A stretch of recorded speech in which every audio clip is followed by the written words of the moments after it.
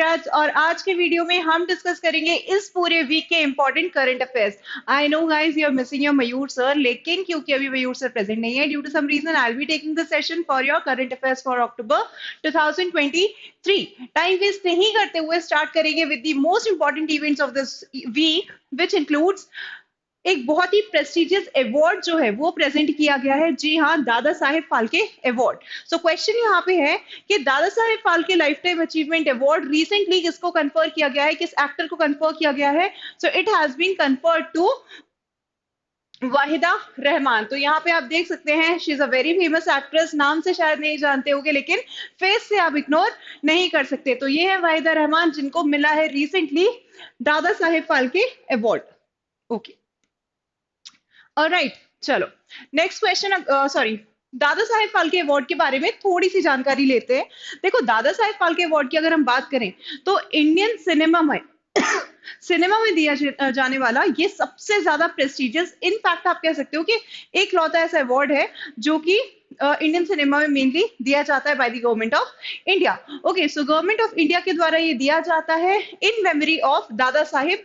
दादा साहिब जो है, ही इज द पर्सन जिन्होंने इंडिया में 1913 में पहली मूवी जो है वो बनाई थी। जी हाँ, इस मूवी का नाम था राजा हरिश्चंद्र।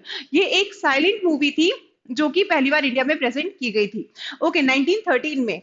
देन अगर हम देखें तो since 1969 he is also known as the father of Indian cinema, और 1969 ऑनवर्ड्स प्रेजेंट किया जाता है इनकी याद में Dada Saheb Phalke award. Okay, first person who was awarded with Dada Saheb Phalke award was the actress Devika Rani. चलो, next question here is, the government of India has started the residential education scheme Shrestha for which category of the students? So basically अगर हम बात करें श्रेष्ठा, ये एक scheme है जो कि गवर्नमेंट ऑफ इंडिया ने रिसेंटली लॉन्च की है। और इस स्कीम के तहत होगा क्या? इस स्कीम के तहत जो भी शेड्यूल कास्ट के बच्चे हैं, जी हाँ, this scheme is basically for the schedule caste children. Okay, तो ये जो बच्चे हैं इनको स्कॉलरशिप प्रोवाइड की जाएगी। स्कॉलरशिप में बेसिकली इनके जो स्कूलिंग का खर्चा होता है वो सरकार देगी टू सम सिलेक्टेड स्टूडेंट्स। देखो, अब ये जो स्कीम है ये लॉन्च की गई है by the ministry of social justice and empowerment. चलो जल्दी से कमेंट सेक्शन में बता दो हमारे सोशल जस्टिस एंड एम्पावरमेंट के यूनियन मिनिस्टर कौन है। अगर नहीं पता है तो at the end of the session मैं आपको वैसे भी बता ही दूंगी, ठीक है। चलो, एनीवे, श्रेष्ठा स्कीम आप लोगों को समझ में आई क्या है? गवर्नमेंट ऑफ इंडिया की स्कीम है जिसमें शेड्यूल कास्ट के जो बच्चे हैं, और सारे के सारे शेड्यूल कास्ट के बच्चे नहीं, वो बच्चे जो कि इकोनॉमिकली बैकवर्ड है, ठीक है, यानी कि बिलो पॉवर्टी लाइन है, एक सर्टेन लिमिट है 2.5 लाख से कम जिनकी फैमिली की इनकम है, उस क्राइटेरिया में जो लोग फॉल करते हैं, उन बच्चों को एक एग्जाम के तहत एक स्कॉलरशिप टेस्ट होगा जिसे NETS कहते हैं, national entrance test for the Shreshtha. ठीक है, तो ये जो national entrance test for the Shreshtha है, इस एग्जाम में जो भी बच्चे क्वालिफाई करते हैं शेड्यूल कास्ट के, जो कि बिलो पॉवर्टी लाइन है या फिर 2.5 लाख से कम जिनकी इनकम है एनुअली फैमिली की, तो उन ऐसे बच्चों को इस एंट्रेंस टेस्ट के स्कोर के बेसिस पे स्कॉलरशिप प्रोवाइड की जाएगी। अलग अलग क्लासेस के हिसाब से अलग अलग अमाउंट है स्कॉलरशिप का, जैसे कि 9th क्लास में अप टू 1 लाख की स्कॉलरशिप है, 10th स्टैंडर्ड में 1,10,000, 11th स्टैंडर्ड में 1,15,000, सॉरी 25,000, 12th स्टैंडर्ड के बच्चे तो 1,35,000। तो इस तरीके की अलग अलग क्लासेस के लिए अलग अलग स्कॉलरशिप अमाउंट यहाँ पे डिटरमाइन किए गए। So I hope this is clear. Schedule caste is the correct answer here. Next question here is, who is the richest Indian according to the Hurun India Rich List 2023? भाई, rich की बात आए और मुकेश अंबानी जी का नाम ना रहे तो ऐसा हो ही नहीं सकता। तो यहाँ पे भी हमारा करेक्ट आंसर है Mukesh Ambani ji. Option D is the correct answer here. Recently अगर हम देखें तो हुरून ने अपनी लिस्ट प्रेजेंट की है। अब हुरून क्या है? So basically UK based company है, एक रिसर्च इंस्टीट्यूट है जो कि अपनी लिस्ट के थ्रू जो वेल्थ का डिस्ट्रीब्यूशन है उसको प्रेजेंट करने की कोशिश करता है। So it is a very prestigious agency which actually issues this report every year. Now Hurun list के अकॉर्डिंग अगर देखा जाए तो मुकेश अंबानी जी जो हैं, he is the richest man of India। लगभग 8 लाख करोड़ से भी ज्यादा की इनकी पूरी कुल संपत्ति है, और इन्होंने पीछे छोड़ दिया है, यानी कि सेकंड रैंक की अगर हम बात करें तो ये हैं आपके गौतम अडानी। इंडिया में गौतम अडानी जो है ये सेकंड रैंक पे आते हैं, फर्स्ट रैंक पे आ गए हैं मुकेश अंबानी जी। चलो, next question again. So the next question is, what code name has Israel given to its ongoing fight against Hamas? तो अभी आप लोगों को पता होगा कि इसराइल और हमास के बीच में एक बहुत ही बुरा युद्ध चल रहा है। हमास एक मिलिटेंट ग्रुप है जो कि एक्टिव है गाजा रीजन में। So basically this Gaza strip वाला रीजन, इट लाइक यहाँ पे अभी बहुत ज्यादा हमास नाम का एक मिलिटेंट ग्रुप एक्टिव है। ओके, तो अब हुआ क्या है रिसेंटली, हमास ने हमास के जो मिलिटेंट्स हैं उन्होंने कुछ मिसाइल्स जो है वो दागी है इसराइल के ऊपर, और यहीं से ये वॉर जो है वो शुरू हो गई है।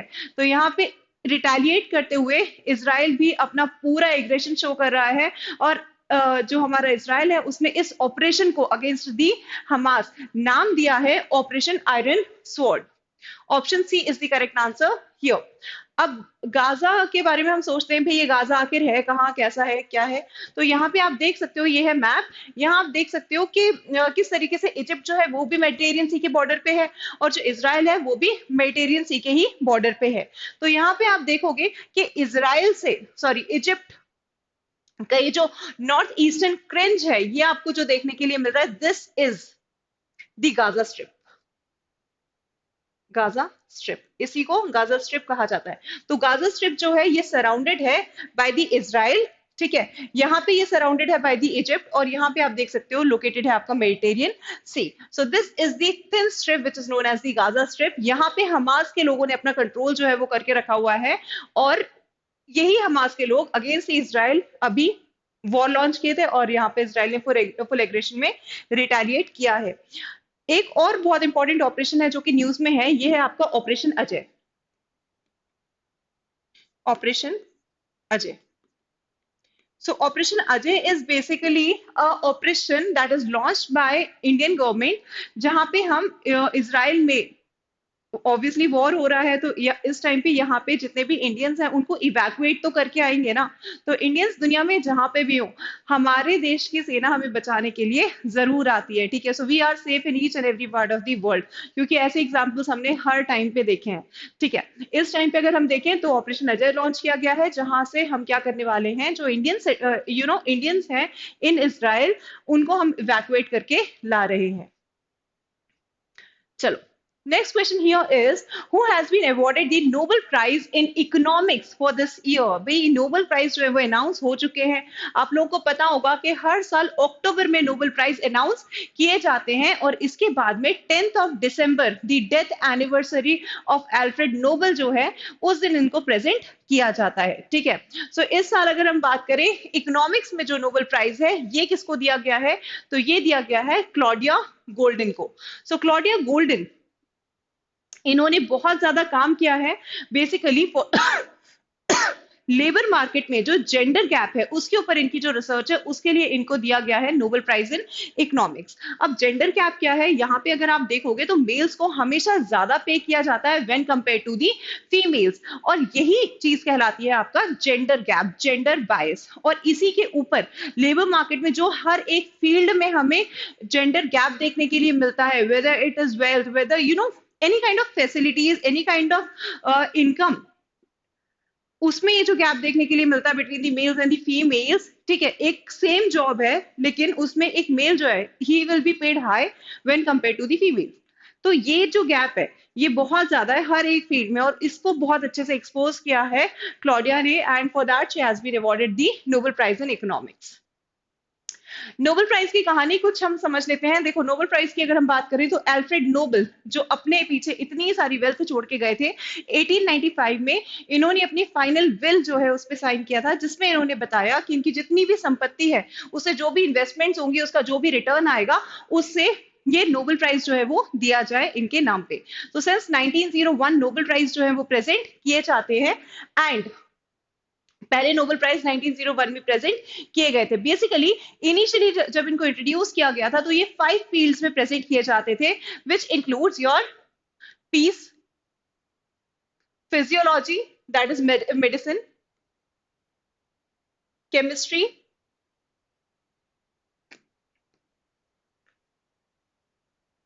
Physics and literature. लेकिन सिंस 1968 जो स्वीडन का सेंट्रल बैंक है, उन्होंने डिक्लेयर किया कि अब से अल्फ्रेड नोबेल के याद में वो इकोनॉमिक्स में भी नोबेल प्राइज देंगे, इकोनॉमिक्स में भी नोबेल प्राइज प्रेजेंट करेंगे। तो सिंस 1968 इकोनॉमिक्स में भी नोबेल प्राइज जो है वो दिया जा रहा है। अब नोबेल प्राइज की ही आगे की कहानी सुने तो वो कुछ ऐसी है कि नोबेल प्राइज में ये जो प्राइजेस हैं, basically peace, physics, physiology, chemistry and economics, ये जो है ये तो स्वीडन में प्रेजेंट किए जाते हैं। लेकिन अगर हम बात करें Nobel prize in sorry, I think there is a confusion, I am really sorry for this. अगर हम बात करते हैं economics, literature, physiology, chemistry and physics, ये सारे नोबेल प्राइज प्रेजेंट किए जाते हैं स्वीडन में। लेकिन वहीं अगर बात की जाए नोबेल प्राइज फॉर पीस की, तो ये प्रेजेंट किया जाता है नॉर्वे में। ठीक है, इसका रीजन ये है कि पहले तो स्वीडन और नॉर्वे जो है वो एक ही हुआ करते थे, यूनाइटेड हुआ करते थे। लेकिन जो 1905 है, 1905 में नॉर्वे जो है वो अलग हो गया था। और जब ये अलग हुआ उसके बाद से किंग ऑफ नॉर्वे जो है वो प्रेजेंट करते हैं नोबेल प्राइज फॉर पीस। तो पीस जो है वो दिया जाता है आपका नॉर्वे में, बाकी सारे प्राइजेस जो है वो स्वीडन में दिए जाते हैं। सो स्टैटिक टाइप का क्वेश्चन इस तरह से फ्रेम हो सकता है। Okay, so here it is written, all Nobel Prizes, they are awarded in Stockholm, that is the capital of Sweden, except the Nobel Prize for Peace, जिसे provide, award किया जाता है in Oslo, which is the capital of Norway. Okay, चलो next हम बात कर लेते हैं नोबेल प्राइज 2023 की, यानी कि 2023 में किन लोगों को नॉमिनेट यहाँ पे किया गया है। नोबेल प्राइज जो डिक्लेयर हुए हैं उनमें किन का नाम हमें देखने के लिए मिलता है। सो बेसिकली अगर हम फिजिक्स में देखें तो फिजिक्स में Pierre Agostini, Ferenc Krausz and Anne ल्यूसर, इन लोगों को मिले हैं Nobel prize for physics, basically to study the electron dynamics. Nobel prize for chemistry present किया गया है मोंगी, लुइस एंड एलेक्से को, बेसिकली क्वांटम डॉट्स की के ऊपर रिसर्च के लिए। नेक्स्ट अगर हम बात करें नोबेल प्राइज इन मेडिसिन या फिर फिजियोलॉजी प्रेजेंट किया गया है कैटलिन और ड्रू को। द रीजन इज इन्होंने कोविड 19 के टाइम पे, जिसे हम mRNA वैक्सीन कहते हैं, इसके ऊपर काफी सारी रिसर्च की थी और काफी सारा मैटर जो है वो डेवलप करके दिया था। नोबेल प्राइज इन लिटरेचर दिया गया है जॉन फ्रॉस्ट को। और जो नरगिस मोहम्मदी हैं, बहुत ही ज्यादा popular women right activist in Iran, इनको प्रेजेंट किया है Nobel prize in peace. Okay, so these are some of the important. Okay, Claudia Goldin, इनके बारे में तो हम बात कर ही चुके हैं। Gender gap in the labour market के ऊपर इन्होंने, she has been very vocal, और इसी के लिए इनको दिया गया है Nobel prize in economics. So these are some of the important person in 2023, matlab all the important person in 2003, these are the Nobel laureates. Okay, these are the Nobel awardees. Now बात करते हैं कि Nobel prize इससे पहले कितने Indians को मिला, क्योंकि इसके ऊपर से हमारा स्टैटिक का क्वेश्चन बन जाता है। ठीक है, तो यहाँ पे काफी सारे ऐसे इंडियंस हैं या फिर इंडियन ओरिजिन के लोग हैं जो कि जिन्होंने बाद में जाके दूसरी नागरिकता ले ली, तो ऐसे लोग भी हैं जिनको नोबेल प्राइज दिया गया। जिनमें से अगर हम बात करें 1913 में सबसे पहला नोबेल प्राइज किसी इंडियन को दिया गया था, यानी कि first Indian to win the Nobel prize, he was Rabindranath Tagore. Rabindranath Tagore जो है, इनको इनके काव्य संग्रह गीतांजलि के लिए 1913 यानी कि 1913 में नोबेल प्राइज इन लिटरेचर दिया गया था। नाउ रविंद्रनाथ टैगोर वैसे भी बहुत ज्यादा इंपॉर्टेंट है as a person in news, क्योंकि इनके ही घर को, शांति निकेतन को, जो कि वेस्ट बंगाल में लोकेटेड है, डिक्लेयर किया गया है as the 41st world heritage site. Next अगर हम बात करें तो सीवी रमन, चंद्रशेखर वेंकट रमन, 1928 में 28 फरवरी को, 28 फरवरी को इन्होंने ही डिस्कवरी की थी रमन इफेक्ट की, जिसके लिए 1930 में इनको नोबेल प्राइज इन फिजिक्स जो है वो दिया गया था। ओके, एंड 28 फरवरी को इसीलिए सिंस 1987 हम सेलिब्रेट करते हैं एज दी साइंस डे। चलो नेक्स्ट आप देख सकते हो 1979 में नोबेल प्राइज पीस के लिए मिला था मदर टेरेसा को। इसके बाद 1998 में अमर्त्य सेन, जो कि बहुत ही फेमस इकोनॉमिस्ट हैं, उनको प्रेजेंट किया गया था the Nobel prize in economics. Nobel prize in peace मिला था 2014 में कैलाश सत्यार्थी को। हरगोविंद खुराना को फिजियोलॉजी में मिला था Nobel prize in 1968, sorry physics. Subrahmanyan Chandrasekhar को इन 1983, एंड वेंकटरमन रामकृष्णन को in the year 2009। Abhijit Banerjee again a very famous economist को 2019 में प्रेजेंट किया गया था द नोबेल प्राइज। चलो, so guys this was all about the Nobel prize. Just give me a minute. I think मैंने शायद कुछ बाय मिस्टेक यहाँ पे गलत बोला है। Hargobind Khorana he got the Nobel prize in physiology. Physiology, ठीक है, फिजियोलॉजी दैट इज मेडिसिन, ठीक है। चलो, next question is Indian Air Force unveiled its new flag when is Indian Air Force Day celebrated? Indian Air Force Day को कब celebrate किया जाता है? तो भाई Indian Air Force Day को celebrate किया जाता है every year on 8th of November, sorry October। अब 8th of October की क्या इंपॉर्टेंस है? क्योंकि 1932 में इसी दिन स्टैब्लिश किया गया था इंडियन एयरफोर्स को, और इसीलिए 8th of October को सेलिब्रेट किया जाता है एज दी एयरफोर्स डे। चलो, इंडियन एयरफोर्स की अगर हम बात करें तो ब्रिटिश एरा में ऑब्वियसली बात है 1932 ब्रिटिश एरा था, तो ब्रिटिशर्स के टाइम पे ही 8th of October को 1932 में एयरफोर्स को स्टैब्लिश किया गया under the British rule. Then हम ये देखते हैं कि इंडिया को इंडिपेंडेंस मिलने के बाद सिंस 1950 तक ये जो है ये आपका रॉयल एयरफोर्स ही कहलाता था, रॉयल ब्रिटिश एयरफोर्स ही कहलाता था। 1944 के टाइम में जो हमारा सेकेंड वर्ल्ड वॉर था वहां पे भी बहुत एक्टिव रोल प्ले किया था हमारे रॉयल ब्रिटिश एयरफोर्स ने यहाँ पे, विच वॉज लाइक जिसे आज हम इंडियन एयरफोर्स के नाम से जानते हैं। लेकिन 1947 के बाद 1950 जब तक इंडिया डोमिनियन रहा तब भी हमने रॉयल जो प्रीफिक्स है वो लगा के रखा था। 1950 जैसे ही इंडिया एक रिपब्लिक बना वैसे ही हमने ये प्रीफिक्स रॉयल जो है वो हटा दिया, और उसके बाद से ये कहलाता है हमारा इंडियन एयरफोर्स। अब ठीक है, next question is in which city of India will the 16th agriculture science congress be organised? Agriculture science congress basically कैसे एग्रीकल्चर प्रोडक्शन को एनहांस किया जा सकता है, एग्रीकल्चर सेक्टर में रिफॉर्म्स लाए जा सकते हैं, इन सारी चीजों के ऊपर, इन सारे मुद्दों के ऊपर यहाँ पे एक प्लेटफॉर्म है जहाँ पे डिस्कशन किया गया, and this was organised in Kochi. Option A is the correct answer here. चलो, next question is when is world post day celebrated every year? तो वर्ल्ड पोस्ट डे की बात हो रही है, मतलब ये वो दिन है जहां पे वर्ल्ड में पोस्टल सर्विसेज को इंट्रोड्यूस किया गया था, and so here we can see it is every year celebrated on 9th of October। Okay, 9th of October every year to celebrate the anniversary of the Universal Postal Union, which was established in the year 1874. Since 1969 इस day को celebrate किया जाता है every year on 9th of October। Then comes your which country hosted the annual IAEA General Conference in 2023? तो यहाँ पे बात हो रही है इंटरनेशनल एटॉमिक एनर्जी एजेंसी की, ठीक है। तो रिसेंटली इसका एनुअल कॉन्फ्रेंस जो है ये कंडक्ट किया गया था in Austria. Option B is the correct answer here. So if we talk about international atomic energy agency, this is basically the world central intergovernmental मतलब बहुत सारे कंट्रीज जो है वो इसके मेंबर्स हैं, लगभग 175 मेंबर्स आपको इसके देखने के लिए मिलेंगे, which together work for the mutual cooperation in the field of atomic energy, ठीक है। एटॉमिक एनर्जी का यूज पीसफुल पर्पस के लिए किया जाना चाहिए, इलेक्ट्रिसिटी जनरेशन के लिए किया जाना चाहिए, उसका मिलिट्री यूज नहीं होना चाहिए, इन सारी चीजों को ये प्रमोट करता है और इंश्योर करने का काम करता है। 1957 में इसको स्टैब्लिश किया गया था, और इसके स्टैब्लिशमेंट के टाइम पे इंडिया भी इसका मेंबर था, यानी कि आज भी है, लेकिन it was also a founding member of IAEA। Next question here is which institution released the draft regulations on the mobile number portability? Mobile number portability आखिर है क्या? देखो, आपके पास सिम एयरटेल की है, लेकिन अब आपको जियो में स्विच करना है, तो ऐसा नहीं है कि आपको जियो की अलग से सिम खरीदनी पड़ेगी, ठीक है। आप अपना नंबर जो है, सेम नंबर जो है वो पोर्ट करवा सकते हो, चेंज करवा सकते हो, आपका जो ऑपरेटर है वो बदल जाएगा लेकिन नंबर सेम रहेगा। So this is the facility which is known as the mobile number portability. अब मोबाइल नंबर पोर्टेबिलिटी जो है which institution release the draft regulation, अब इसके लिए कुछ नए रेगुलेशन जो है वो इंट्रोड्यूस किए गए हैं by the try, that is the telecom regulatory authority of India. Now ये रेगुलेशंस क्या है? देखो, मोबाइल नंबर पोर्टेबिलिटी में काफी सारे फ्रॉड्स वगैरह जो है वो होते हैं, और इसी के लिए कुछ नए रेगुलेशंस जो है वो इंट्रोड्यूस किए गए हैं इस तरह के फ्रॉड से बचने के लिए बाय दी ट्राई।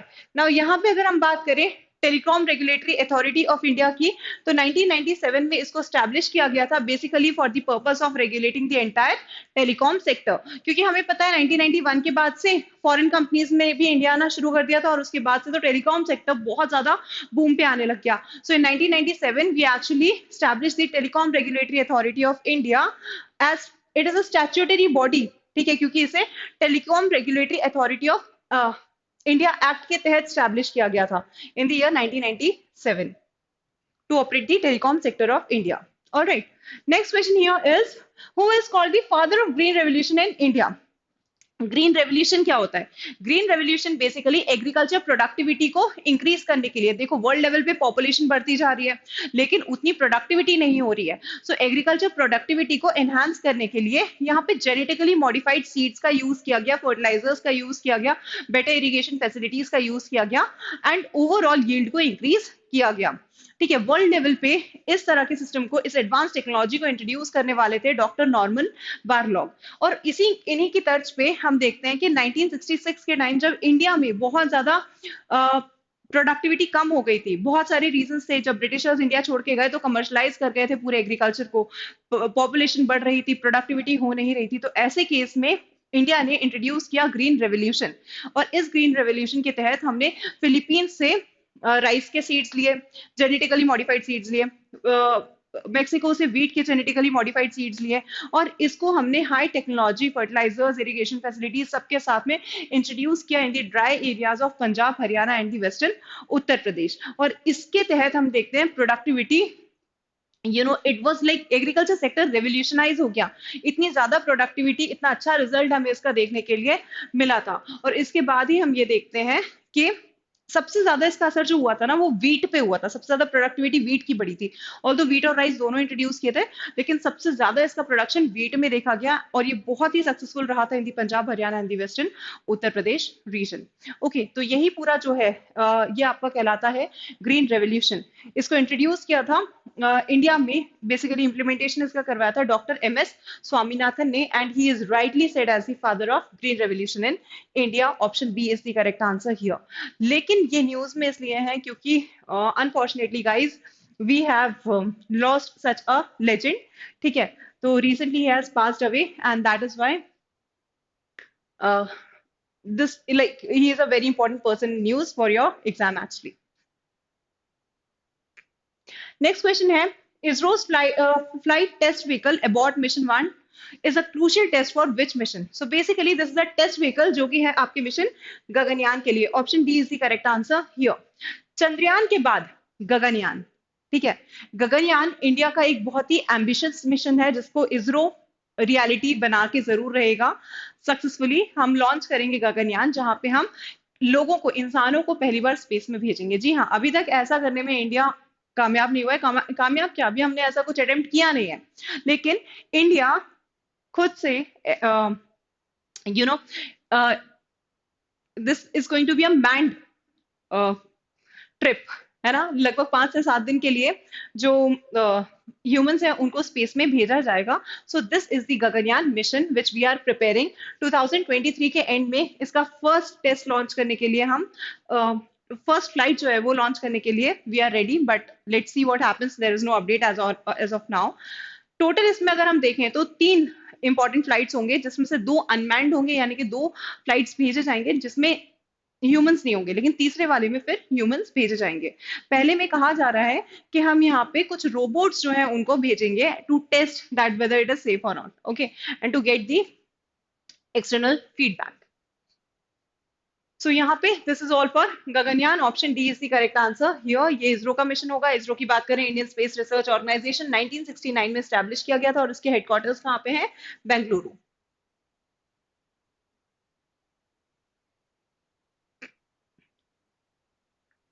चलो, next question is like Gaganyaan. I have already introduced this. Which is the second state after Bihar to conduct a caste survey? देखो, जो हमारा नॉर्मल सेंसस होता है उसमें SC ST का तो काउंट होता है, लेकिन अगर हम देखें बहुत स्पेसिफिकली डिफरेंट डिफरेंट कम्युनिटीज को क्या इसमें क्या उसमें सर्वे होता है? नहीं। तो इसके लिए यहाँ पे स्पेशली कास्ट सर्वे करने के लिए बहुत ज्यादा डिमांड ओवर द टाइम उठ रही थी। लास्ट टाइम अगर हम देखें तो कास्ट सर्वे किया गया था in the year 1931, that is during the time of Britishers. तब से अभी तक कास्ट सर्वे इंडिया में नहीं हुआ। 2011 में हाई डिमांड पर इसको करवाया गया था, लेकिन थोड़े टाइम बाद गवर्नमेंट ने कह दिया था कि इसके डेटे, पहले तो बहुत टाइम तक डेटा रिलीज नहीं किया, 2014, 16, 17 तक। उसके बाद कहा कि इसमें टेक्निकल एरर है और ये डेटा करेक्ट नहीं है, आगे जाके हम कास्ट सर्वे करवाएंगे। तो इंडियन गवर्नमेंट तो कब करवाएगी पता नहीं, लेकिन स्टेट वाइज ये होना शुरू हो गया है। बिहार में हाई डिमांड के बाद में कास्ट सर्वे जो है उसको कंडक्ट करवाया गया था। And now Haryana is all ready for the, sorry, Rajasthan is all ready for the same. Next cast सर्वे जो है वो कहाँ पे करवाया जाएगा? राजस्थान में करवाया जाएगा। ऑलराइट, नाउ कास्ट सर्वे की जरूरत क्या है? क्योंकि देखो, जैसे हम बात कर लेते हैं बीपी मंडल कमीशन की, 1978 के टाइम में जो फॉर्म हुआ था बाय मोरारजी देसाई गवर्नमेंट। अब इनका क्या, सॉरी, मोरारजी देसाई गवर्नमेंट नहीं, बीपी मंडल कमीशन जो है ये basically it was for the OBCs, है ना। ओबीसीज को आइडेंटिफाई करना है, और ओबीसी आरक्षण जिनके रिकमेंडेशंस पे ही फिर दिया गया था आगे जाके। ना होता क्या है कि कितनी सारी कम्युनिटीज उसमें इन्वॉल्व हैं जिन्हें टुगेदर हम ओबीसीज कहते हैं। ओवर द टाइम अगर हम देखें तो कितनी कम्युनिटीज उससे इवॉल्व हो चुकी हैं, कितनी कम्युनिटीज और हैं जो बैकवर्ड हो चुकी हैं। सो ऐसे केस में ना कि सिर्फ प्रिजर्वेशन बल्कि डेवलपमेंट के लिए भी अगर हमें पॉलिसीज बनानी है तो हमारे पास में कंस्ट्रक्टिव डेटा होना जरूरी है। अब यहाँ पे जितनी अभी तक पॉलिसीज बनती आ रही हैं ये 1931 के डेटा को बेस बना के हो रही हैं। तो क्या आज के टाइम में ये पॉसिबल है कि डेवलपमेंट हो इतने पुराने डेटा का यूज करके जो कि ऑलमोस्ट रिडंडेंट हो चुका है? नहीं, we need new data so that we can help the people. Okay, next question is R21 matrix M, which was the recently approved. It is the vaccine against which disease? So this is the vaccine against malaria. ये malaria के against vaccine है। भाई malaria एक बहुत ही बड़ी परेशानी है, हर जगह पे आप देख सकते हो, मेनली ट्रॉपिकल रीजन्स में तो ये एक बहुत बड़ा डिसीज है जो कि सीजनल होता है काफी ज्यादा। और मलेरिया इज कॉज्ड बाय, अगर आपसे पूछा जाए मलेरिया किस तरह का डिसीज है, तो this is a parasitic disease. Parasitic disease, ये एक पैरासाइट से कॉज होता है जिसका नाम है प्लाज्मोडियम।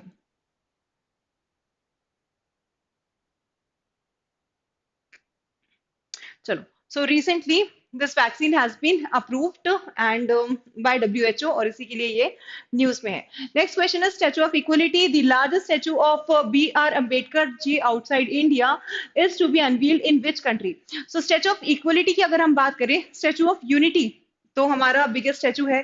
जी हाँ, स्टैचू ऑफ यूनिटी को जिन्होंने डिजाइन किया था उन्होंने ही स्टैचू ऑफ इक्वलिटी को भी डिजाइन किया है। और स्टैचू ऑफ इक्वलिटी जो है ये होने वाला है डॉक्टर बी आर अम्बेडकर जी, जी हाँ, फादर ऑफ इंडियन कॉन्स्टिट्यूशन जो हमारे हैं, उनका स्टैचू। ठीक है, और ये प्लेस किया जाएगा in USA. Option B is the correct answer here. जी हाँ, राम सुतर जिन्होंने स्टैचू ऑफ यूनिटी बनाया था, मतलब उसको डिजाइन किया था, उन्होंने ही स्टैचू ऑफ इक्वलिटी को भी डिजाइन किया है। ये डॉक्टर बी आर अम्बेडकर का सबसे बड़ा स्टैचू जो है, वर्ल्ड लार्जेस्ट स्टैचू जो है वो होने वाला है। ठीक है, चलो, तो इस तरह का ही आपको एक स्टैचू जो है वो हैदराबाद में भी देखने के लिए मिलेगा। तो उसके बाद अब ये यूएसए में of doctor B R Ambedkar. Next question is Sampriti 11, this is the joint military exercise conducted by India and which country? So military exercise हमारे एग्जाम पॉइंट ऑफ व्यू से काफी ज्यादा इंपॉर्टेंट रहती हैं। ठीक है, सो वेरियस मिलिट्री एक्सरसाइजेस हैं जैसे कि मालाबार। मालाबार इंडिया और यूएसए जापान के बीच में होता था, अब इसमें ऑस्ट्रेलिया भी शामिल है। ठीक है, सो क्वाड कंट्रीज के बीच में होने वाला जो एक्सरसाइज है, नेवल एक्सरसाइज, उसे मालाबार एक्सरसाइज कहते हैं। तो उसी तरीके से संप्रीति जो है ये क्या है, ये एक मिलिट्री एक्सरसाइज है जो कि किन दो कंट्रीज के बीच में होता है, इंडिया और बांग्लादेश। सो ये जब भी कुछ इंपॉर्टेंट मिलिट्री एक्सरसाइजेस होते हैं ये हमारे एग्जाम पॉइंट ऑफ व्यू से काफी इंपॉर्टेंट रहते हैं। Option A is the correct answer here. This was the 11th edition of the military exercise between India and Bangladesh, that is Sampriti 11. Meghalaya में recently इसको कंडक्ट किया गया था। The Union Cabinet has approved the setting up of Central Tribal University in which state? So in the state of Telangana establish किया जाएगा central tribal university. सो इसी के लिए सेंट्रल यूनिवर्सिटीज एक्ट में एक अमेंडमेंट भी किया गया है, और इसके तहत एक्चुअली ना जब 2 जून 2014 को आंध्र प्रदेश से अलग करके तेलंगाना बनाया गया था, तो इनको अलग करने के लिए एक एक्ट पास किया गया, आंध्र प्रदेश रीऑर्गेनाइजेशन एक्ट। और इस आंध्र प्रदेश रीऑर्गेनाइजेशन एक्ट 2014 में एक प्रोविजन था कि सेंट्रल ट्राइबल यूनिवर्सिटी जो है उसको स्टैब्लिश किया जाएगा। और उसी को करने के लिए, मतलब उसी प्रोविजन को एक्चुअल में शेप देने के लिए सेंट्रल यूनिवर्सिटीज एक्ट में एक अमेंडमेंट किया गया, और इस अमेंडमेंट के थ्रू एक और सेंट्रल यूनिवर्सिटी जो है वो स्टैब्लिश की जाएगी इन दी मुलुगु डिस्ट्रिक्ट ऑफ तेलंगाना, और ये कहलाएगी आपकी समाखा सराखा सेंट्रल ट्राइबल यूनिवर्सिटी। अब समाका सराखा सेंट्रल ट्राइबल यूनिवर्सिटी इसको नाम क्यों दिया गया है? क्योंकि समाका सराखा अगर हम बात करें, सो लाइक गॉडेस जो होती है, this is actually a world's biggest tribal festival जो कि तेलंगाना के मुलुगु डिस्ट्रिक्ट में होता है, और ये ट्राइबल फेस्टिवल है जहाँ पे जो मदर गॉडेस हैं बेसिकली उनको वर्शिप किया जाता है, एंड उन्हीं के नाम पे यहाँ पे Sammakka Sarakka central tribal university जो है वो स्टैब्लिश किया जाएगा तेलंगाना में। Option A is the correct answer here. Okay, which state union territory host the Sammakka Sararama Jatara tribal festival? So this is the world's biggest tribal festival. Already I've told you, which is every year conducted in Telangana. Option C is the correct answer here. चलो, next question is which state union territory banned the cultivation of Pusa 44 paddy variety? So basically ये धान की एक variety है जो कि बहुत ज्यादा ना water consume करती है, and so the state of I'm sorry, Punjab की जो गवर्नमेंट है उसने डिसाइड किया है कि they are now going to ban this particular variety of rice. Okay, so option B Punjab is the correct answer here. तो भगवत सिंह मान जो कि हमारे पंजाब के चीफ मिनिस्टर हैं, उन्होंने डिक्लेयर किया है कि now they are going to ban the Pusa 44 paddy variety. And guys, these are some of the important current affairs for the month, so for this particular week. I hope you liked this session, and इतना करो इतने में आपका exam हो जाएगा, so we have left nothing, कुछ भी ऐसा इंपॉर्टेंट नहीं है जो कि हमने मिस किया हो। So this is all for now, signing off. I hope you like this video. अगर आपको हमारा चैनल अच्छा लगता है तो आप इसको लाइक सब्सक्राइब करें और शेयर करें हमारे वीडियो को। अगर आप प्रिपेयर करना चाहते हैं CUET के लिए with super grants, you can visit our portal. Top rankers के पोर्टल पे आप विजिट कर सकते हो और हमारे वेरियस कोर्सेज में एनरोल कर सकते हो। So this is all for now, see you in the next video. Thank you everyone, have a nice day, bye.